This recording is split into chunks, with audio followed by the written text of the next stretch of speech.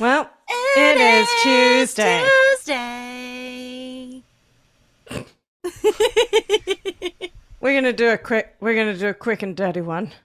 Yeah, Real dirty. because you know what? Otherwise, it becomes ranty. Raquel and I have ranted about this to each other multiple times. We don't need to continue, is that? We don't need to continue with you. We do not. You are absolved from this. But I think it's a very important topic. I think it's something that people with a lot more feminine energy can typically be affected by a little bit more. And I think it's something that we need to air out on this virtual table here, my friends. I want to talk about, and I did start this a few months back where something had happened to Raquel, and Raquel was like, I really appreciate you because you don't have any emotion when I'm pouring mine onto you. And I was like, that's interesting. Tell me more.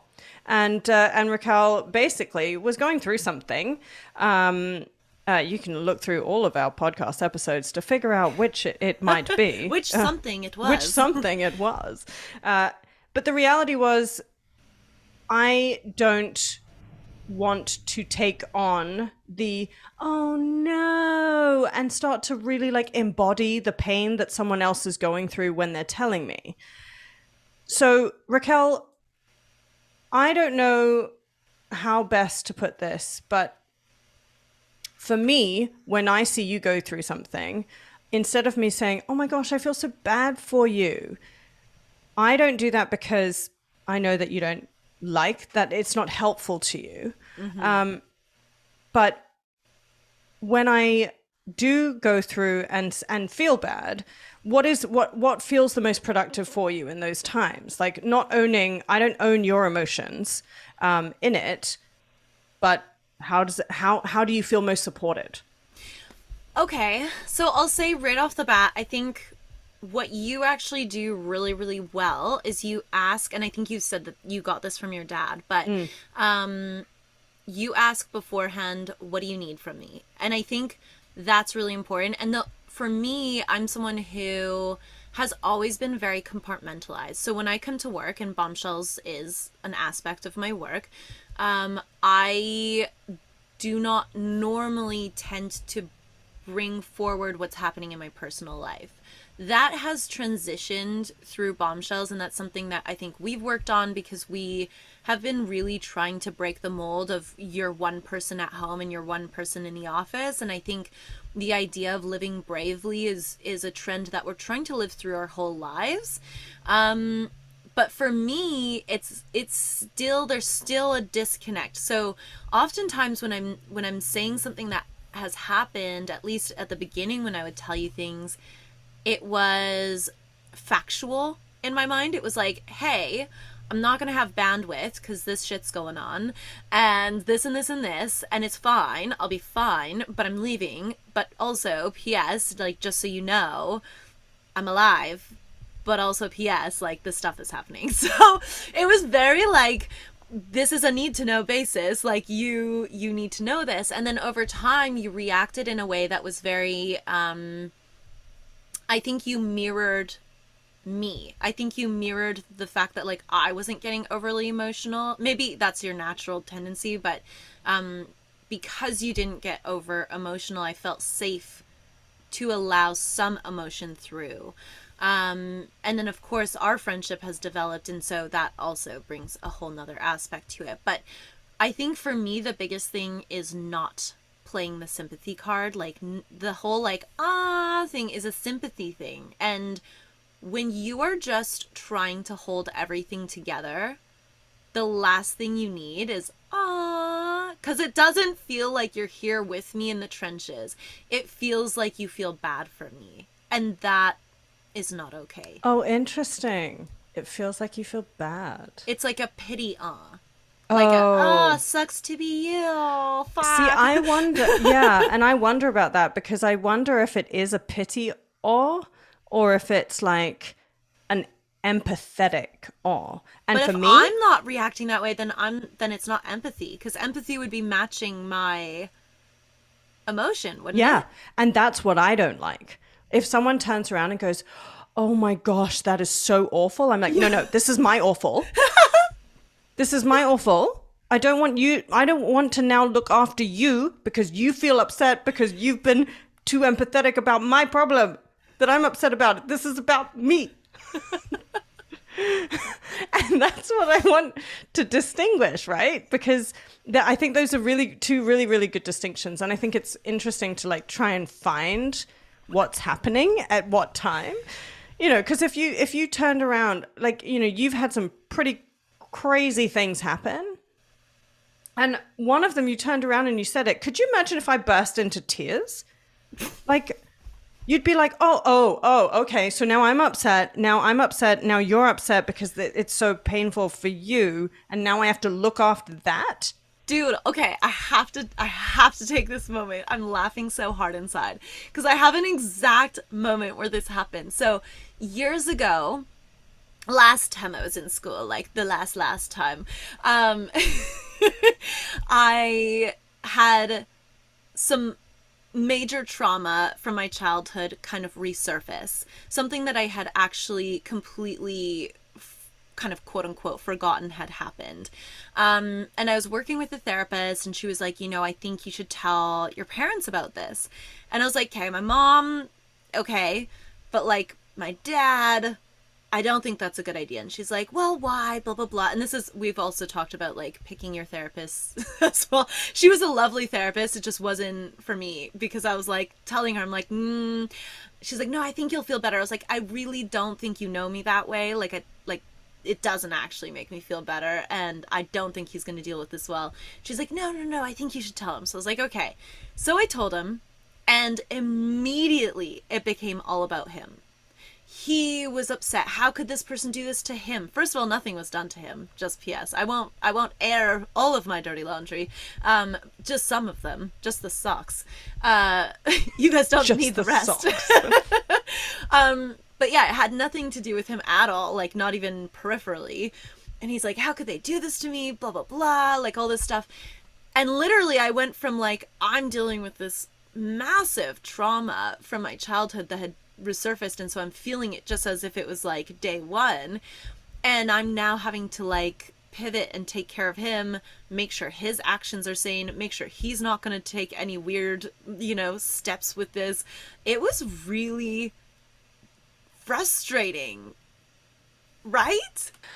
Yes, 100%. And I think this is one of the things that I want to kind of like unpack is when you who do you choose to go to when you're processing certain things, right? And I think you had a trusted person that was like, you need to bring this to somebody who you could turn around and be like, this person is really highly inappropriate for this particular conversation. It may have been necessary. And again, I think it's a timing thing, right? Because it may be necessary to bring it up at some point, but you can't bring that up while you're still going through it. You can't bring that up while you're still, because to someone who is going to immediately make it about them. Yeah. Whether it's consciously or unconsciously, because I think these are very standard processing emotions. Is if someone hurts someone that you love, you are going to react in very strong ways. And that could be, you know, recounting, like directing that anger at that other person because you feel so guilty and shameful that you didn't do something or weren't proactive, or, you know. And I think that's a really great example, because the next question is, after that happened, how did that affect how you then approach that person in future? Did you continue to give that person safety to, you know, say these things in a raw state? Or did you make a judgment, make a decision and say, well, you don't get to have that part of if bad things happen, I can't talk to you? Yeah, it was a full-on cutoff. Like, okay. I mean, to be fair, it was a cutoff before. Like, I was raised really predominantly by my mom, so I never really shared my emotional side with my dad. He really had no concept, which is also why I was telling this lady, I was like, I don't see how this is going to help me. Like, he is not really truly, like, he's a lovely human, I love him, but he's not your true, like, dad figure. So I was like, I just don't see how this is going to help anything. And so I hadn't shared that before. I knew he was also emotionally volatile.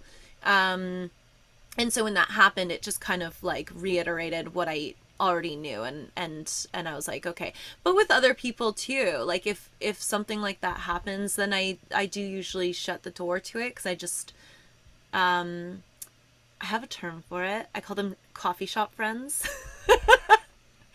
Or coffee shop family members. They're people you can talk about how the sky is blue and the Right. news and the weather and whatever, but you're not going to necessarily give them emotion. You're not going to gift them with that side of yourself necessarily. And this is what I want to know, because at what point, because I feel like you're the type of person that can relegate someone to a coffee shop friend pretty quick. Like, you'll judge, and like, I know if you and I ever had an argument, I'd have to be the one that's like, no, we're talking about this. Because you'd be like, okay, it's fine. I'm just not gonna, like, we just won't talk about that again. We just won't go through that again. Am I hitting the nail right on the head here? I think someone like you, I really don't think that would happen. So here's my view on things. It is very, very easy for me to make fast friends. And I call like acquaintances, coffee shop friends, whatever you want to call them. Right. I like coffee shop friends. I like coffee shop friends Yeah, better. that's a good Acquaintances are term. kind of cold, but yeah. Yeah.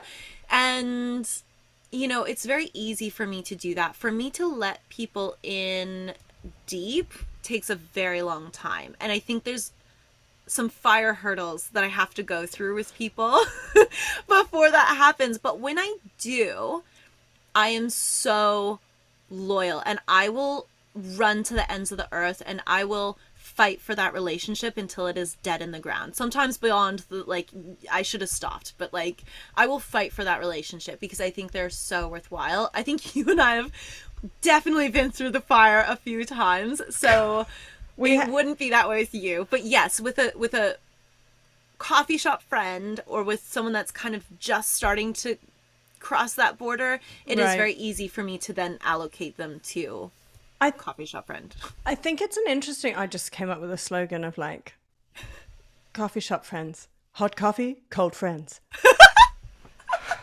Yeah, you're welcome. Bomb shop brunches, not your coffee shop friends. I think that's an interesting thing, but I think you and I, there's a difference also, like context for everyone to, potentially, let's all like group brainstorm, except you can't talk right now because we're talking. When you have a common hurdle, so you and I we have projects, we have things that like we have to get through this. Yeah. The other day was like literally both of us are just like, we don't have any hair left. But so we have a common goal and a common hurdle, like as we jump through them. And yes, the content helps us to be more it's more conducive to us being more receptive to each other, because that's the topics of our podcasts.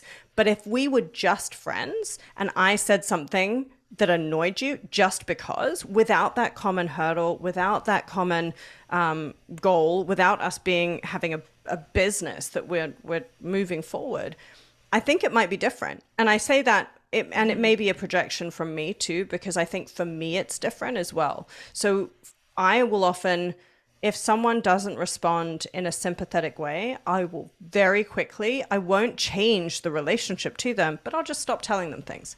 I won't give them I won't actually sit down and be like, hey, I tried to tell you this thing and you responded in this way, and I actually really didn't need that. Like this, I didn't know how to articulate that I didn't need that, but I didn't. And I think there's something to be, and I guess that's what I wanted to kind of explore in that question was, how much do we actually, all of us, take a step back and say, oh, this person responded the way that they thought was best, but I never bothered to tell them that it wasn't best for me. I just found other people and put them in the coffee shop in that particular context. Yeah. And I think that's such a good point, because I will say when it's someone I care about, and I tell this to people that I care about, I'm like, if I'm butting heads with you, you know I care about you. Because I will not Right. bring up uncomfortable topics to someone I don't care about. I just will not, I Bother. don't know. Yeah, like we're not going to have that relationship anymore. It's Yeah. done. Um, Yeah. but if I care about you, then I will hit the friction with you because I think it's necessary for a relationship. So either, like you said, like you reacted in this way, what I really needed was this. And you were so good at the beginning of our relationship and starting Bombshells at telling me what you needed. Because I remember the first time you were so stressed out and you were losing it on the phone, and I was like, I don't I don't know what you need. I don't know what to tell you. And you're like, what I need you to do is this. And I was like, oh, that's easy. I can totally do that. Here, let me do it right now. And you're like, I'm very happy now. Thank you. Goodbye. And I was like, yes. Thank you. Goodbye. I was like, this is such a win. I feel so empowered. Now I totally know how to deal with you when you're like stressed out. Like, I don't know why anyone doesn't. Christina's so easy. She tells you Thank what she you. needs. Shantae says the same thing. But you lived with Shantae, so maybe it was Yeah. the same thing. You put in the effort. So that brings me to the question: what people are worth fighting for, and what people are worth putting in the coffee shop pile? And when? And when? Do you have an internal checkboard? Because I kind of do. Oh, tell me yours. I don't know. I have to think of mine on the fly. It's not totally conscious, but it does become conscious at certain times. So I have certain people in my life that bring me joy, that make me happy, that I can have laughs with, that I love having a drink with. Those are the coffee shop friends, right? And for them to kind of move past that, like I said, you have to go through certain experiences together. It's like a relationship. Right. You can have a good relationship with someone for a long time and it never gets deep. It just, because you've never gone through anything together, it just stayed like kind of good. But I think that that's not a deep relationship. So I'll have people like that. And I am very, Christina knows this, I will drop anything to help anyone. Like I shouldn't say anyone, but anyone I care about. And that goes to almost any level of my friendship. Like if I think someone's in trouble or they need something or they need help for whatever reason, I am there. But if I start seeing the tally where it's always me reaching out, it's always me helping, I'm always getting contacted when someone needs something. Oh, because they're lonely. Whether it's an emotional need, like those things, you won't see it on my face. You won't be able to tell during our meeting. I'll laugh just as much. We'll have just as much fun. But in the back of my mind, there's a little tally going on that says, this was another call because they were in need. Like, and then the other side of it is, how many times did they show up when I needed them? Because I tend to not reach out. So if I do, I really do expect my people To to drop be there. everything. Yeah. To be there. And my close people will always. That's not even, I don't even question it. They'll be there. It's interesting, isn't it? Because it feels like a dance. It's, you're kind of like, okay, you're going with the flow, but at a certain point you're like, hey, this person's leading all the time, or this person's, doing the same moves over and over again and not actually asking me how I'm feeling about certain things. I love to hark back to Larry conversations, Larry talks when these things happen, because Larry's helped me navigate very difficult times, especially to do with work relationships, life relationships, intimate relationships, all of them. And one of the things he says is, you're the common denominator. So when I start to, because he knows I get riled, and I get very riled very fast, and I will diffuse if the right thing for me happens. But if it doesn't, it becomes this, like Raven used to always say, it would be like when I'm happy, the sun is shining. And when I'm when I'm not happy, it's like everyone has to be under the storm cloud. Everybody needs to feel the wrath of this bad weather. I feel like men are usually like that. I don't know. I am my father's daughter I'm sometimes. like Yeah, you and I both will have like certain things. I'm like, yep, she's pissed. She's pissed. I'm going to give her some time. She'll come back in a bit.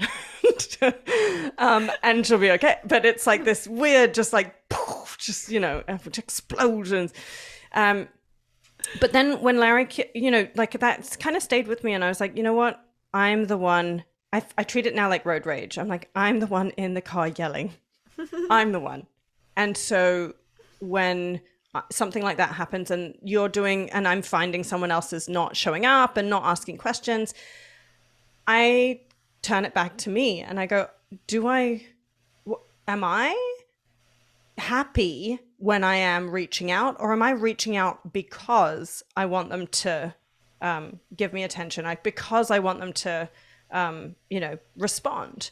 And I have a couple of friends that I'm like, this person has not been like, doesn't make an effort with me, doesn't do this stuff. And I stop and I'm like, I don't care about that person. I care about winning at friendship. and then I have to take a step back and be like, okay, don't need this. That's when I need to channel my Raquel and be like, and just like slowly move away from the microphone. Like just leave the coffee shop, and be like, oh, this is a coffee shop. I'm in the coffee shop too. It is a dance, because I think we do, as so many of us, and we have so many conversations with people, with all of you who talk about, hey, I listened to this episode, I'm starting to level up, I'm starting to fine tune. And as you get really into the deep fine tuning of things, I think it's really important to say, okay, what friendships am I surviving, and which ones are my fire friends? Yeah. And having that clean out, when you have someone who takes on your emotion and consciously or unconsciously decides to own that for you, it is, I think, pretty much categorically useless. I will say, as a caveat though, a big difference between you and I is you're a connector. So you have to also look at your personality types. Like Christina is someone who knows many, many people, and you enjoy connecting others together. I do. And that is a whole type of person. Mm-hmm. I am very much not that way. Raquel enjoys not responding. No, that's not true. You are very responsive. You have a closer circle. You have a close circle. I was totally joking. I was making a joke. But you're right in a certain degree. Like, I am not someone who will go out of my way to contact someone. Even if I'm like, oh, that's someone I would really love to be friends with, I will probably not contact them. I won't. It'll kind of almost be up to them to contact me, or if it's prearranged, but it's just not in my nature to do that. I think part of it is I don't like bothering people. So I'm like, I always think of people being busy. I think that's a very like Northern European thing to do. It's like, everyone's time is really, really important. So I don't want to take up their time unless I have something important, like a deliverable. Right. Deliverable. But on the other hand, Christina, you're amazing. And so I actually rely on Christina so much. I'm like, Christina, set up these drinks. You're so good at it. Who's not good at setting up drinks? Like, Me! That's a deliverable. I'm not good. That is a very clear deliverable. Wine? Yes. You go there for wine? Sure. Who's going to say no to me? This is a very easy win. I appreciate it. But you also can be this magical person. It is also an easy win for you. I know what you mean, though. Relationship management. Where you're great at it. Do you have tools? Do you have tips? Because you have a shit ton of people in your orbit that you seem to keep on top with. And I don't know how, because I can barely keep up with my 5 friends. You have very deep relationships with people, and I have very deep relationships with a few people, but I do manage to have true relationships with a great deal. So if I was to give you like practical tips, I actually, every Lunar New Year, I will send a message of gratitude to all of the people that I know. And not all of the people, because sometimes I miss out on people. If you're listening to this and I haven't sent you one this year, I'm so sorry. But what I do is I send messages to people who I feel like I have that very circular relationship with. Those essentially like your industry or your work life friends, because you and I have friends who, at this stage, at this level in our careers, our friends are the people we're doing projects with. So they're the people that we work with as well as the people we get to hang out with, and not always. But yeah, so practical, I set aside certain times to send words of affirmation and gratitude and specific examples to those people. I also, my friend Matt Neutra does this so well, who has been on the podcast as well, and he talks about it on our podcast, on our show. He talks about the relational piggy bank, and he has a rule where if he thinks of you, and he's like, oh, I wonder how this person's doing, he will pick up the phone and video call you. Like he just will. And some people get really intimidated by that. I send voice notes. So if I'm thinking of someone or if something is happening, it's very sporadic. It will never, so intermittent notes. I almost never make asks. I will almost always err on the side of finding information, sending other people information for the sake of it being pertinent to them. So I make spreadsheets and documents of like things to do when you're visiting Vancouver, and things and 10 things like 10 things I learned about acting, because so many people get in touch with me in career pathways, and here are all the Facebook groups I know, all the open mic nights I know. I just start a number of templates so that and I have it on egg freezing, and every month someone gets in touch with me and says, can you share this information? And I'm like, yeah, of course. So I become that person that I become like traffic control for information, but that also allows me to build kind of clear boundaries around who my true friends are, that like, as in my deepest friends are, who know me really well, who I have emotional conversations with. And I don't like to use the word transactional, because I don't like being transactional. I do think many things and most things that we do, there is a transaction involved at some point, but I don't like to count, because I feel like if I give and forget, receive and remember, and love anyway, I have been the person, the family member, the loved one that I want to see in someone else. Yeah. Yeah. I want to put a note on that because I think that's so good. I love those tips. I met a guy when I was in Amsterdam last at a coffee shop, funny enough. Coffee shop friend. High five. But he was a computer scientist, a computer engineer, which is hilarious because it's just is so fitting. But what he did is he made a spreadsheet with all of his friends on it, because he was also a digital nomad, so he was traveling quite a lot for work, and he was super busy, and working in tech startups, it's very much like working in the music industry. It's just nonstop. You're just go, and you're required to work a shit ton of hours, let's just be clear. So he created a spreadsheet with all of his friends and family, and he made sure, and I can't remember how much time he put, but I think you can look at yourself if this is of interest to you. He put X amount of time that he wanted to spend with each person per month. And he said then he would find a way to do that made sense for the relationship. So one buddy, maybe it means coming over and playing Xbox with him for half an hour. Another person, it was just like you said with Matt Neutra, just a video call. Someone else, it was maybe like, let's take a walk in the coffee, or a coffee walk in the park together, and so he went through this, and that way he knew he was spending the time that he wanted with those people that meant the most, and that he was nurturing and watering those relationships, because I think it's really easy to get into the hamster wheel and grind, and everything kind of goes by the wayside, and you start forgetting to catch up with people, and that's really where a lot of the joy comes in life anyways. I agree. And we just had a conversation. We've had conversations with so many entrepreneurs who say, I want time with my family. I want to invest my time in myself and in my family and in the things that are the most important to me. And I actually didn't do this well at all. My older sister called me out on it a long time ago, and she said, you spend so much time making other people feel great, and I don't hear from you. I don't hear anything about your life. And you talk about me. I do it all the time still. You hear Raven's name on the podcast a lot. You talk about me all the time, but I never hear it.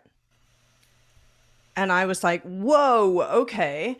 And that's when I started to realize I need to ask, what do you need? And I guess this coming full circle, this isn't just about, how to be a fire friend to people in their times of need. It's about how to be a fire friend, and say, what is it that you need to feel great about yourself? Like, how do you need to be complimented? How do you need to be empowered? How do you need to, like, going back to love languages? Oh, always I go back hate to it. those I hate five. the stupid love languages book, but it's actually so useful and real. It is. And you can do the quiz without reading the book. Yeah. Raven got our whole family to do the quiz. And she was like, hi, family. I need to be able to talk to you all. So you're going to all do this quiz. It's not a question. You just do it. It's great. I mean, there are so many things that you can take away from that. But I think in that you still have to have some way, and I think this comes with age also, to distinguish which people you're going to invest majority of your time and emotion in. And that may fluctuate with different stages of your life as well, which is totally okay. As you have kids, maybe your other friends don't, maybe those friendships shift and, things change. I think that's totally, totally fine. I don't see any issues with that. But it is important to know where you're spending your time and does that make you happy? Because it's really good to give to other people, but you also need to make sure that you are giving to yourself. I also want to add one thing of who are the people that you want around and who are the people that you need around. Yeah, who inspires you? Yeah, and who sometimes you? I have friends that I'm like, you are not. We have wildly different political beliefs, wildly different circumstantial beliefs, massively different.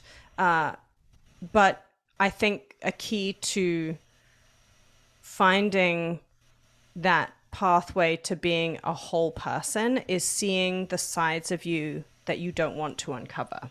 And some friends bring that out in me a lot more than I would like, because it's very easy to surround yourself with people who are going to be like, you're great, you're amazing.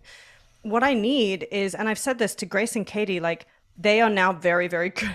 They're very good at it. We're a little triangle of three people that are super brutally honest sometimes. And it's my favorite thing, because I will turn around and say, hey, I'm doing this. And Grace would be like, what is the matter with you? and Katie will say it in a much kinder way, but also not, because Katie will be like, yeah, you shouldn't have done that. and I need to hear it. I don't want to hear it all the time, but I need to, and they don't, and I think that's the establishment of a safety. You and I do it all the time. But I love that that's a network of people that know each other as well, because that's what I've been having. Like, now my fiance, my mom, and my best friend Heather, they gang up on me. They know all of my my bad sides, my weaknesses, but it's great, because then it's not isolated. When it's coming from those three people who know you best. Yeah. And maybe that's that. the key. Yeah. So maybe if you need to process something, do it with your coven. Your coven. Find those people where you're like, okay, team talk time. I mean, I typically do, if something's really, really important, I'll go to Raven first because for some reason she's just like, she'll think what's in my brain. My little sister knows me quite well too. But there are people that you can then get a consensus, right? Because I'll look at Grace and I'll be like, I'm doing that. And Grace will be like, no, that's not happening. And I'll look at Katie and Katie will be like, no. And I'll be like, Dad, that's 2 against 1. Oh my gosh. And that actually brings me into something that we will not talk about today, but we're putting it on the board for another discussion. Okay. We are going to talk about feminism and leaning on the opinions of others. So what you just talked about, kind of talking to your group, what a lot of women will do, and it's innately in I think majority of us who've been raised as women, right. We tend to look for people to tell us what we want to hear. So if we know we're doing something that's a bad idea, we're going to go to the people that we think will say, yeah, you should do that. Or if we don't get the answer we want, we'll go to like 10 other people until we finally find someone who says, yeah, okay, you should do that. And we'll try to convince them of what we're going to do. When in the grand scheme of things, we just knew we were going to do that anyways. So we should just do it. Why do we need them to say it's okay for us to do it? But it's a very like feminist issue. I think it's a feminine energy issue. I think actually there might be a physiology, because I can't remember what I was listening to, otherwise I'd reference it, but I was listening to something the other day and it was, women like in caveman hunter-gatherer times, it was their job to talk amongst themselves, to figure out what berries were good, what medicine worked. You have these groups of women to do that. Whereas if you're a man, if you are hunting, you're on a hunting trip, no one talks because you can't, because you'll get killed by the monster, the creature, or you'll monsters. lose your food. Like you'll lose your food, or you'll die. Yeah. Like these are pretty high stakes. And with the women, it's like the opposite, where it's like, oh, well, if I have this berry and if I have this thing, and so that talking and that net like quote unquote networking, that is in our physiology. That's a survival. That's a survival tactic, and a survival trait. Yeah. But I think when it becomes feminist, it's when we look at, patriarchal systems that have had women asking for permission for things for a very long time. Right. Or feeling, in meetings like they have to preface things. And, oh, yeah. Like, do you agree with me? Do you see what I mean? Yeah, if I could just straight away. We're like, we know. We know and I do it.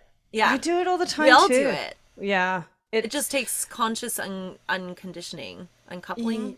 I was thinking uncoupling too. I think that's a great table topic for next time. We'll talk about it. Send us your thoughts on how some phrases you've had, what you think about some of those little faux pas where you're like, did I really need to say that?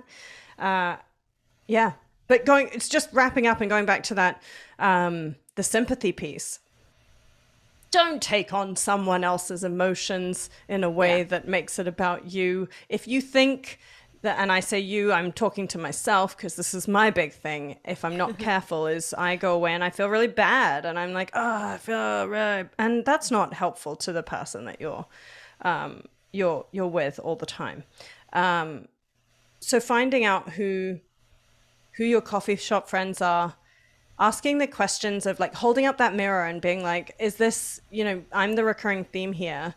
And then asking, do what my dad says, ask what someone needs. And sometimes they don't know. So if they don't know, then, what you do, Raquel, very well with me is you read my behavior. Mm-hmm. And I think that's the other final piece is like understanding that we're not brought up communicative in the same ways, but observing someone's behavior with a curiosity lens rather than a listening. Interactive lens. Fully listening, not just the words, but how you're moving, how people are speaking, how are they breathing, and without your own lens. Because I think that's the really big thing is that if I'm looking at you, I did it the other day with someone else, and they'd said something, and I immediately went to respond, and then I was like, this is my reaction, not theirs and not what they are trying to achieve. And we can do it in arguments all the time, right? Mm-hmm. Where it's like, I have a problem and the person trumps your problem with their problem because they're like, I want you to know that I feel that pain, when that can help, but it doesn't always help. And if someone is like, I am really upset with you for not doing those dishes, and someone turns around and goes, yeah, well, you didn't do this, this, and this. It's like, this is not the time for you to bring up the thing. If you wanted to bring up that thing, bring it up at the time. But this is about my dishes, my time. And same with sadness. It's like, I am upset about this. And someone brings in, oh, maybe this was something that happened, or maybe this thing. Mm-hmm. And that can be useful sometimes, but gauge it. Sometimes it's not useful. Sometimes it's like, you're really upset about this one thing. I had a friend, I won't name the friend, but a friend who broke up. So this person broke up with them very, very suddenly. And I just wrote a text saying, here are 8 options. We can go outside, smash plates.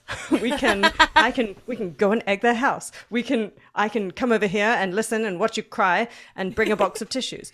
I can bring a bottle of vodka. And I just listed a number of things, which didn't then say, oh my gosh, no, this is how I would want to be treated in this situation. Because how I want to be treated in that situation is not how you would want to be treated in that situation all the time.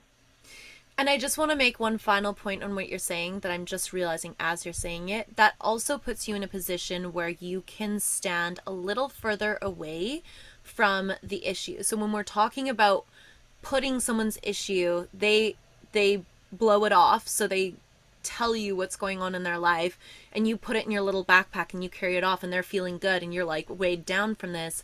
What that's doing is you're starting to turn towards actions. And I think it helps create a little bit of a barrier where you can be helpful without wearing their problem for the rest of the day, week, month, year. Because a lot of times, people just need to vent, especially women. We just need to vent sometimes. We don't need a solution. It's okay. We don't. Yes. Don't wear it. Yeah. Don't wear it. Doesn't look Don't good. wear it. Don't wear their emotions. It's not your clothes. It doesn't fit well. Doesn't fit well. All right, BBs, you've been great. Thanks for the chats. And we will see you next week. See you next Tuesday. Why are you sinking in your chair? I'm getting comfy. Oh, and Raquel just disappeared off the screen. Bye-bye. Thanks for listening, Bombshells. In order to continue to elevate, subscribe and don't forget to click that little bell so you can get notified every time we have a new badass brunch. Until next time, stay focused, fierce, and fabulous.